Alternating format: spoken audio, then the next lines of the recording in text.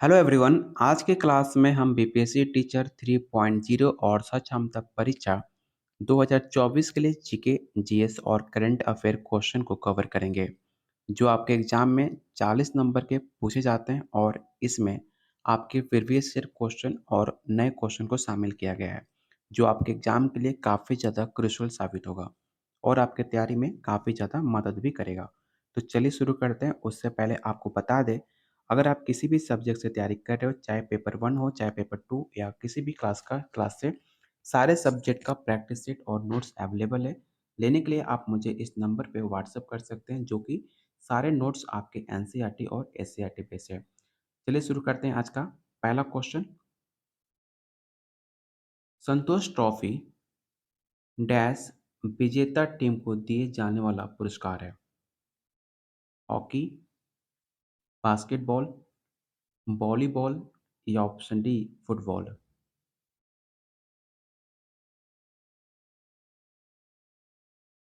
तो संतोष ट्रॉफी आपके फुटबॉल खेल में दिया जाता है और कौन-कौन सा पुरस्कार मिलता है फुटबॉल में? तो जैसे कि Durand cup, Roberts cup, IFA shield cup, ऐसे बहुत सारे कप मिलते हैं आपके फुटबॉल में।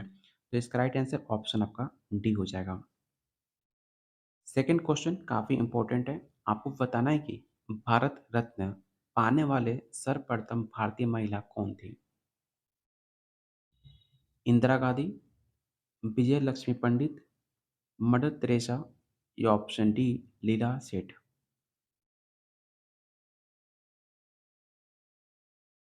तो इसका राइट आंसर ऑप्शन आपका ए हो जाएगा। इंदिरा गांधी भारत रत्न पाने वाली भारतीय पहली महिला थी। इन्होंने भारत रत्न 1971 में इनको दिया गया था और ये भारत की एकमात्र महिला प्रधानमंत्री भी रह चुकी हैं। तो इसका राइट आंसर ऑप्शन आपका ए हो जाएगा। द थ्री मॉस्किटियर्स पुस्तक किसके द्वारा लिखी गई थी? पहला ऑप्शन है M Forster, Gunter Grass, Edward Luce या ऑप्शन डी अलेक्जेंडर ड्यूमास।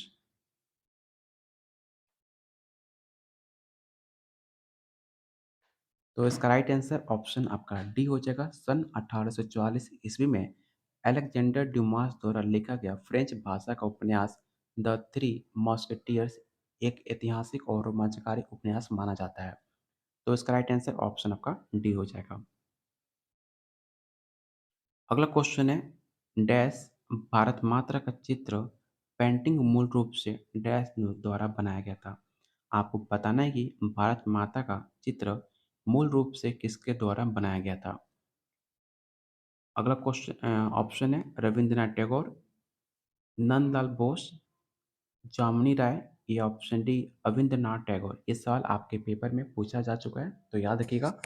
इसका राइट आंसर ऑप्शन आपका डी हो जाएगा। बहुत सारे बच्चे Rabindranath Tagore answer tick out करते हो, लेकिन इसका राइट आंसर ऑप्शन डी होगा अविंद्रनाथ टैगोर, जिन्होंने 1905 में भारत माता का चित्र पहली बार बनाया था। तो इसका राइट आंसर ऑप्शन आपका डी होगा और गलती से भी रविंद्रनाथ टैगोर टिक आउट मत कीजिएगा। क्वेश्चन 5 कह रहा है प्रसिद्ध नर्तकी टी बाला सरस्वती निम्नलिखित में किस नृत्य शैली के प्रतिपादक माने जाते हैं? पहला ऑप्शन है कथक, कथकली, भरतनाट्यम या ऑप्शन डी कुचिपुड़ी।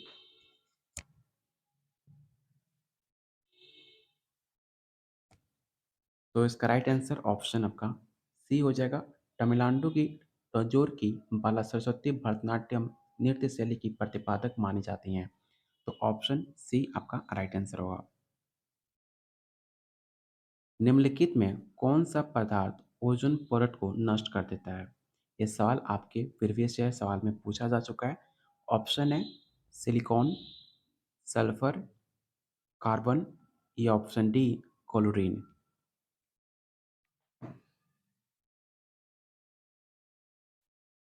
तो इसका राइट आंसर ऑप्शन आपका डी होगा।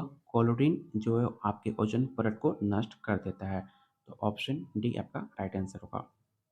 क्वेश्चन 7 कह रहा है ग्रेट बैरियर रीफ कहाँ पर आपको देखने को मिलता है? प्रशांत महासागर में, हिंद महासागर में, अंटार्कटिका महासागर में या ऑप्शन डी आर्कटिक महासागर में।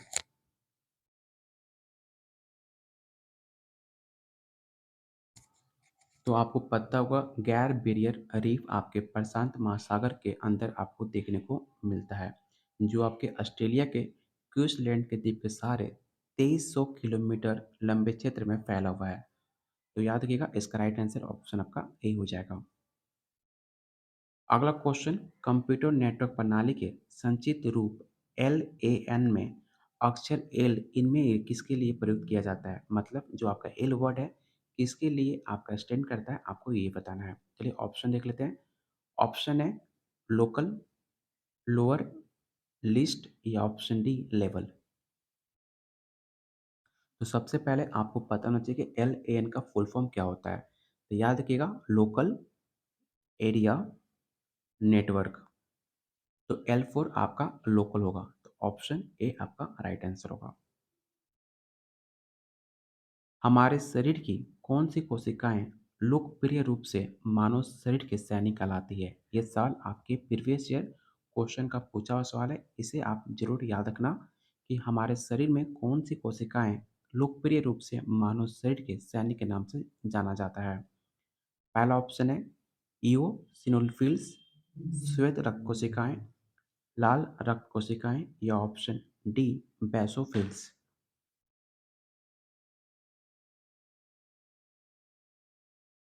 तो व्हाइट ब्लड सेल को मानव शरीर के सैनिक के नाम से जाना जाता है, जो कि आपके मनुष्य के शरीर में 6 से लेकर 11,000 हजार प्रति क्यूबिक मिली होती हैं। 6 से 11,000, ठीक है। इसे याद रखिएगा, हजार प्रति क्यूब, ठीक है। प्रति क्यूब मिली होती हैं आपके बॉडी में 6 से 11,000। ऑप्शन बी आपका राइट आंसर होगा। क्वेश्चन 10 है, गैर हरित वनस्पति के निम्नलिखित में किसकी कमी से होती है? जो नॉन ग्रीन प्लांट होते हैं किसकी वजह से कमी होती है, आपको ये बताना है। पहला ऑप्शन है क्लोरोफिल, ऑप्शन बी है लाइकोफिल, ऑप्शन सी है साइनोफिल या ऑप्शन डी फोटोट्रोपिज्म।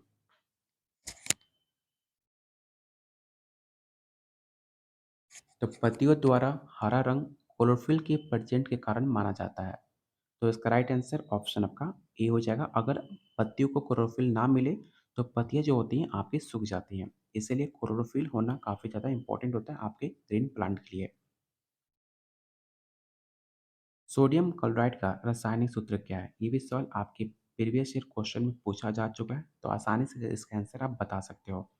पहला ऑप्शन है Na2Cl, ऑप्शन बी है NaCl2, ऑप्शन सी है NaCl या ऑप्शन डी KMnO4। तो काफ़ी आसान सा सवाल है, याद रखिएगा।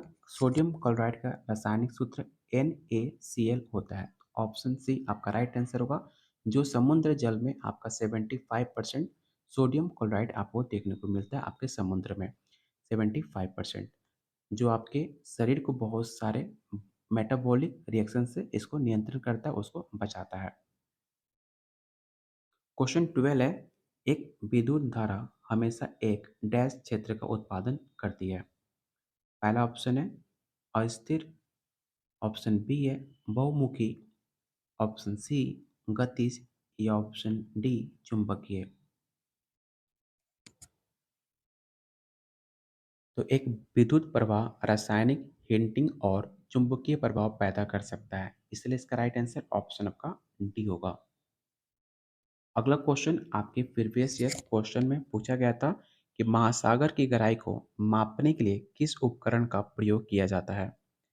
पहला ऑप्शन है लैक्सोमीटर, ऑप्शन बी है नैनोमीटर, ऑप्शन सी पैडोमीटर या ऑप्शन डी हाइड्रोमीटर। इसमें मैक्सिमम बच्चे ने हाइड्रोमीटर आंसर सही किया था, लेकिन आपका राइट आंसर क्या होगा? राइट आंसर ऑप्शन सी होगा। जब भी महासागर की गहराई मापने के लिए पैडोमीटर का उपयोग किया जाता है, जो कि यंत्र जल में होकर जाने वाली जितनी भी आपकी ध्वनि की तरंगे होती हैं उसे गहराई और मापने डूबी वस्तु को पता लगाए जाने के लिए आपके पैडोमीटर का प्रयोग किया जाता है। तो गलती से भी आप हाइड्रोमीटर का आंसर टिक आउट मत कीजिएगा। राइट आंसर ऑप्शन आपका सी होगा, पैडोमीटर। अगला क्वेश्चन काफ़ी आसान सा सवाल है। ये सवाल आपके प्रीवियस ईयर क्वेश्चन 1 to 5 में पूछा गया था कि भारतीय रिजर्व बैंक की स्थापना किस वर्ष हुई थी? पहला ऑप्शन है 1952 में, 1935 में, 1950 या ऑप्शन डी 1947।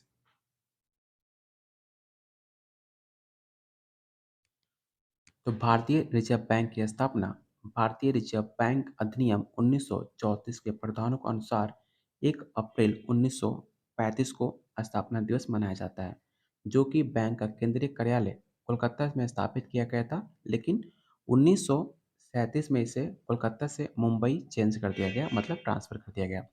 तो अभी आपका जो इसका मेन क्वार्टर है आपके मुंबई में देखने को मिलता है। उससे पहले आपको ये कलकत्ता में इसकी स्थापना की गई थी, कोलकाता 1935 में। तो ऑप्शन बी आपका राइट आंसर होगा। और जितना मैंने आपको पॉइंट बताए सारे पॉइंट को याद रखिएगा। ये सारे पॉइंट काफ़ी इंपॉर्टेंट है आपके एग्जाम के दृष्टिकोण से। अगला क्वेश्चन है, जिस स्थिति में सरकार को व्यय उसके राजस्व से अधिक हो जाता है उसे क्या कहा जाता है? ये भी सवाल आपके प्रीवियस ईयर क्वेश्चन से है। पहला ऑप्शन है दोषपूर्ण राजस्व घाटा, बजट घाटा या ऑप्शन डी दोषपूर्ण राजस्व।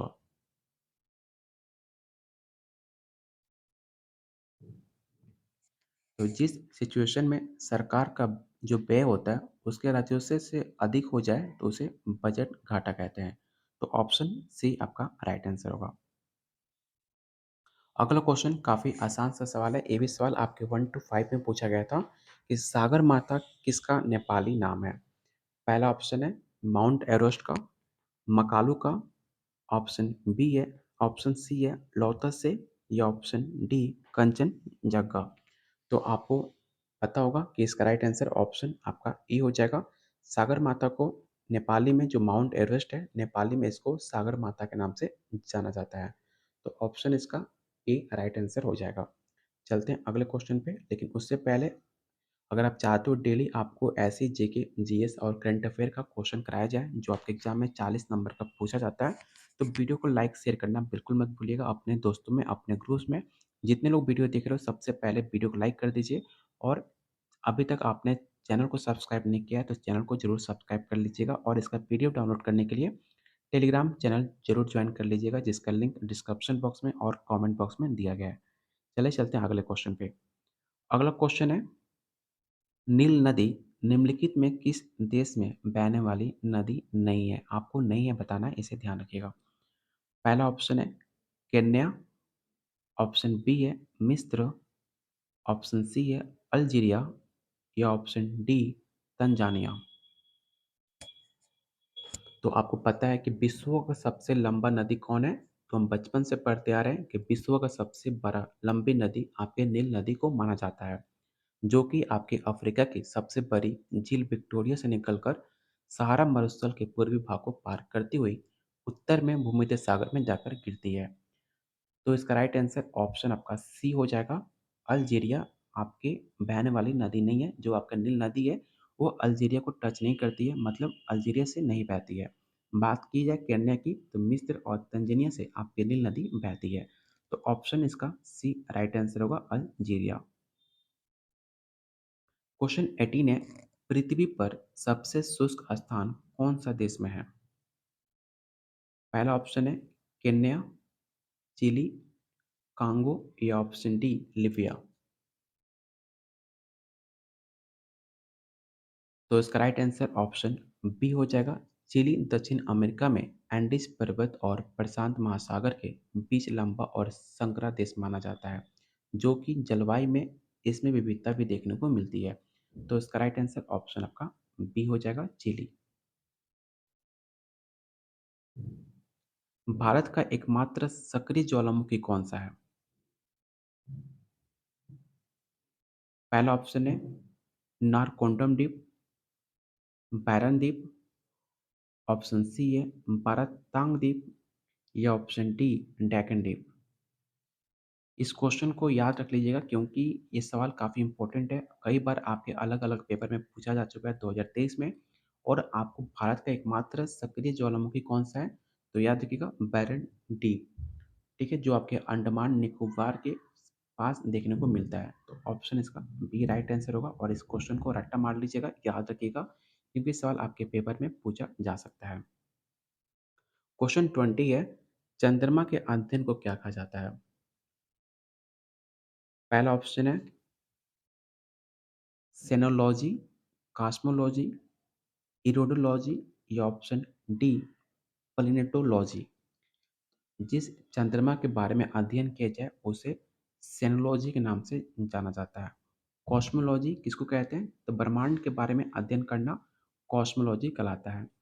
तीसरा इरोडोलॉजी, तो इरोडोलॉजी आपके आइरिस का अध्ययन, आइरिस आइरिस आइरिस का अध्ययन कराना इरोडोलॉजी कहलाता है।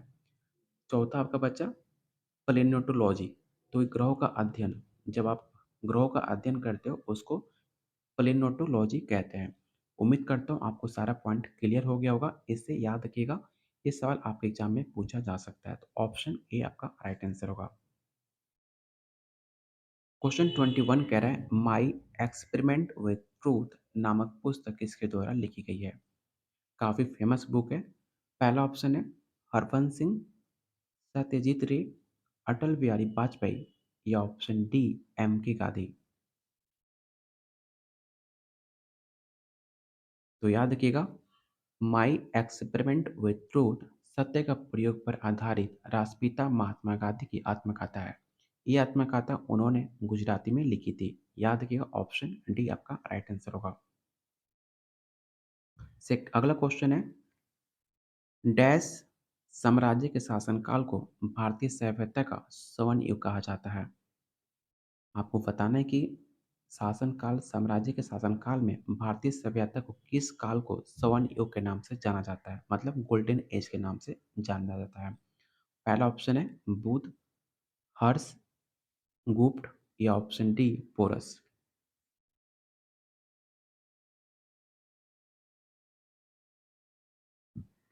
तो इसका राइट आंसर ऑप्शन आपका सी हो जाएगा। गुप्त साम्राज्य की नींव रखने वाले कौन थे? तो आपके श्री गुप्त माने जाते हैं।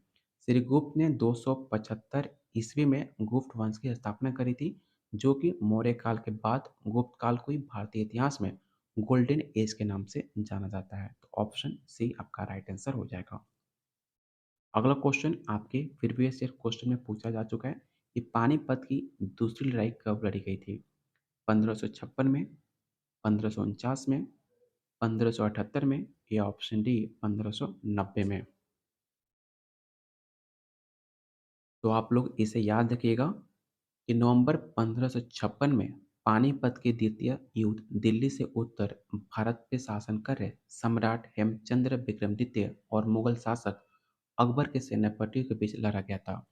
युद्ध के दौरान एक तीर हेमू की आंख में लग गया और हेमू की सेना खलबली मच गई और भय के कारण हेमू की सेना पराजित हो गई थी।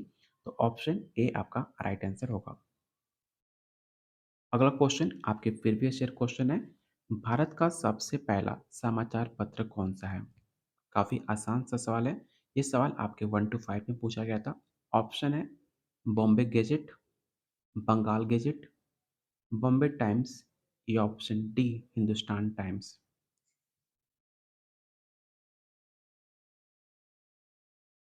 तो भारत का सबसे पहले जो आपके समाचार पत्र प्रकाशित हुआ था वो था बंगाल गेजेट। कब हुआ था? तो 1780 में प्रकाशित किया गया था। किसके द्वारा? तो जेम्स अगस्ट हिकी द्वारा। जेम्स नाम याद रखिएगा, इस सवाल आपसे पूछा जा सकता है। जेम्स अगस्ट हिकी द्वारा 1780 में बंगाल गजेट समाचार पत्र भारत में शुरू किया गया था। तो इसका राइट आंसर ऑप्शन आपका बी होगा। अगला क्वेश्चन काफ़ी हलवा सा सवाल है। साबरमती आश्रम किसके द्वारा बनाया गया था? पहला ऑप्शन है गुरु रामदास, शाहजहां, राव जोधाजी या ऑप्शन डी महात्मा गांधी। तो आप बचपन से पढ़ते आ रहे हो कि जो आपके साबरमती आश्रम है वो आपके गांधी द्वारा बनाया गया था। कब बनाया गया था? तो 1917 में इसकी स्थापना की गई थी अहमदाबाद के कोच रवक नामक स्थान पर। नाम याद रखिएगा, कोच रव नामक स्थान पर, जो आपके अहमदाबाद के अंदर देखने को मिलता है 1917 में।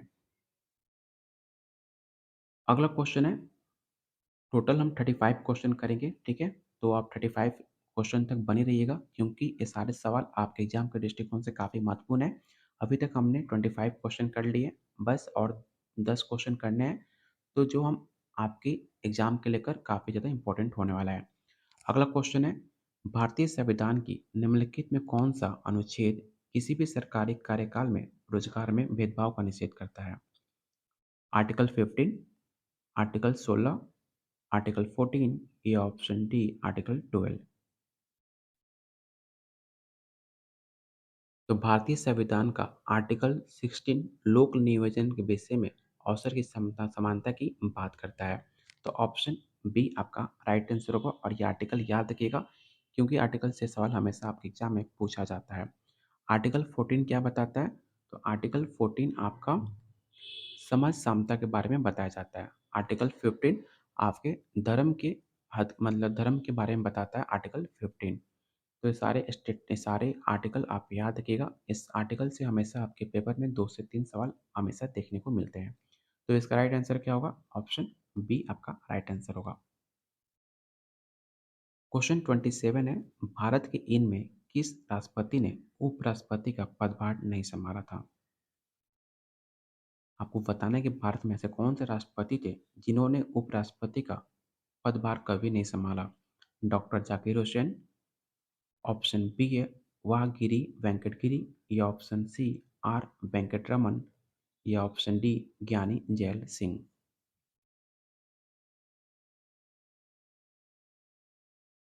तो इसका राइट आंसर ऑप्शन आपका डी हो जाएगा। ऑप्शन डी आपका राइट आंसर होगा। के आर नारायण के बारे में याद रखिएगा। आपके के नारायण ऐसे भारत के पहले दलित राष्ट्रपति हैं और सेकंड आपकी डॉक्टर जो आपकी जो मुर्मू हैं, आपके सेकंड प्रथम बोल सकते हो कि प्रथम महिला दलित राष्ट्रपति कौन है? तो मुर्मू। और पहले आपके राष्ट्रपति दलित कौन बनाए गए थे? तो के आर नारायण। इनका नाम याद रखिएगा। के आर नारायण आपके पहले दलित राष्ट्रपति हुए थे भारत के। और आपकी पहला दलित राष्ट्रपति कौन है? तो जो अभी प्रेज़ेंट में आपकी राष्ट्रपति हैं, मुर्मू, आपके दलित महिला आपकी राष्ट्रपति हैं। तो ऑप्शन इसका डी राइट आंसर होगा। अगला क्वेश्चन है, राज्यसभा के सदस्यों में निर्वाचन डैश वर्षों की कालावधि के लिए होता है? 15 वर्ष के लिए, 12 वर्ष, 9 वर्ष या 6 वर्ष? तो काफ़ी आसान सा सवाल है। जो भी आपका राज्यसभा इलेक्शन होता है, चीफ मिनिस्टर का वो आपके 6 साल के अंतराल होता है और लोकसभा आपके 5 साल के बाद होता है। तो ऑप्शन डी आपका राइट आंसर होगा। स्वतंत्र भारत के पहले मुख्य न्यायमूर्ति कौन थे? Chief justice of independent India प्रथम कौन chief justice of independent India बने थे? पहला ऑप्शन है बी के मुखर्जी, एम आर दास, एम पतंजलि शास्त्री या ऑप्शन डी हरिलाल जे कानिया। तो इसका राइट आंसर ऑप्शन आपका डी हो जाएगा। देश का प्रथम विधि अधिकारी कौन चुने गए? Who is the first law officer of the country? इस क्वेश्चन को याद रख लीजिएगा क्योंकि सवाल आपके पेपर में 9 टू 10 में पूछा गया था। प्रीवियस ईयर क्वेश्चन है। पहला ऑप्शन है भारत का प्रमुख न्यायाधीश, ऑप्शन बी है महान्यायवादी, विधि मंत्री या ऑप्शन डी महानविक्रेता। तो इसका राइट आंसर ऑप्शन आपका बी हो जाएगा। अटॉर्नी जनरल जो होता है आपके first law officer of the country होता है। इसे याद रखिएगा, रट्टा मार लीजिएगा क्योंकि सवाल आपके एग्जाम में पूछा जा सकता है। इस सवाल करंट में आपके बीपीएससी 69 में भी पूछा जा चुका है। इसलिए मैं बार बार बोल रहा हूँ इस सवाल आपके एग्जाम के दृष्टिकोण से महत्वपूर्ण है।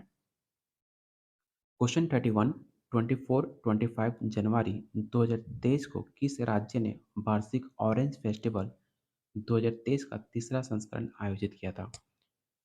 ऑप्शन है नागालैंड, त्रिपुरा, असम या ऑप्शन डी अरुणाचल प्रदेश। ये भी सवाल आपके बीपीएससी में पूछा जा चुका है।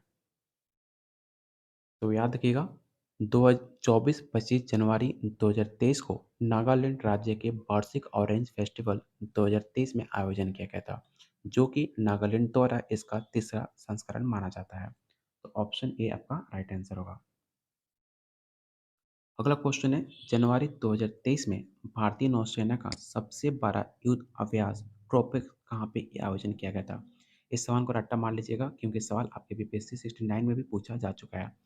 पहला ऑप्शन है अरब सागर, दूसरा है हिंद महासागर, बंगाल की खाड़ी या ऑप्शन डी अरल सागर।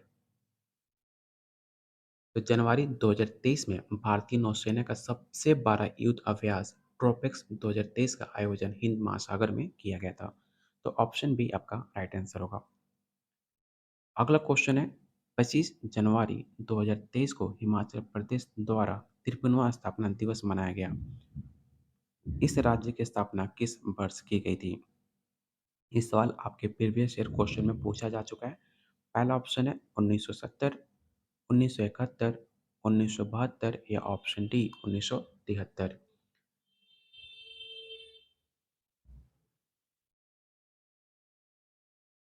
तो इसका राइट आंसर ऑप्शन आपका बी हो जाएगा। 25 जनवरी 2023 को हिमाचल प्रदेश का 53वां स्थापना दिवस मनाया गया और इस राज्य की स्थापना 1971 में की गई थी, जो कि भारत का 18वां स्टेट बना था आपका हिमाचल प्रदेश। जो वर्तमान में भारत में टोटल राज्य कितने हैं? तो टोटल राज्य आपके 29 है, इसे भी याद रखिएगा। ऑप्शन बी आपका राइट आंसर होगा। आज का सेकंड लास्ट क्वेश्चन, हाल ही में उत्तर भारत का सबसे बड़ा तैरता सोलर प्लांट कहाँ पर उद्घाटन किया गया? इस क्वेश्चन को रट्टा मार लीजिएगा। इस सवाल आपके एग्जाम में 100% पूछा जाएगा। पहला ऑप्शन है हरिद्वार, शिमला, मुंबई या ऑप्शन डी चंडीगढ़।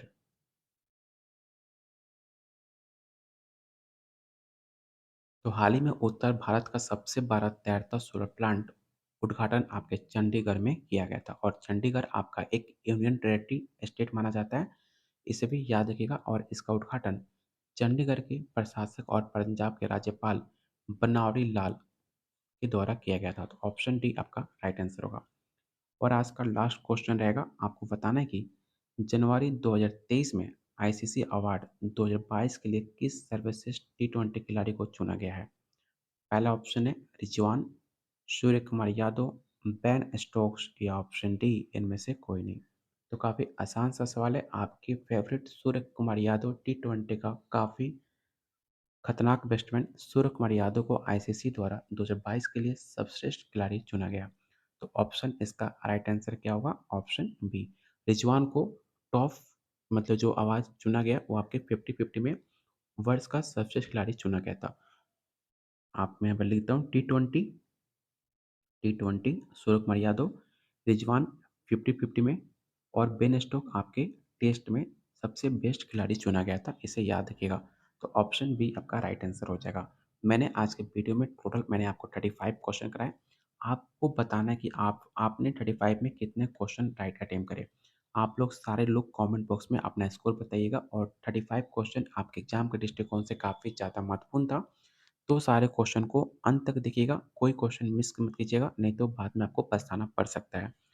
और अगर आप किसी भी सब्जेक्ट से तैयारी कर रहे हो, चाहे पेपर 1, चाहे पेपर 2 या class 1 to 5, class 6 to 8, 9 to 10, 11, 12, हर सब्जेक्ट का प्रैक्टिस सेट और नोट्स अवेलेबल है। लेने के लिए इस नंबर पे व्हाट्सएप कर सकते हैं, जो काफ़ी कम रेट में दिया जा रहा है और सारे नोट्स आपके एनसीईआरटी और एससीईआरटी अकॉर्डिंग है, जो आपके सिलेबस में और आपके प्रीवियस ईयर क्वेश्चन के अकॉर्डिंग दिया जा रहा है। तो लेने के लिए इस नंबर पे व्हाट्सएप कर सकते हैं। बाकी अगर आप चाहते हो डेली ऐसे ही इंपॉर्टेंट क्वेश्चन आपको कराए जाए, तो वीडियो को लाइक और शेयर करना बिल्कुल मत भूलिएगा। लाइक शेयर करोगे तो मुझे अच्छा लगेगा। आपको वीडियो पसंद आ रही है तो आप लोग के लिए डेली ऐसे ही इंपॉर्टेंट क्वेश्चन कराए जाएंगे, जो आपके एग्जाम में 100% देखने को मिल सकता है। चलिए बहुत जल्द मिलते हैं एक अगले क्लास में।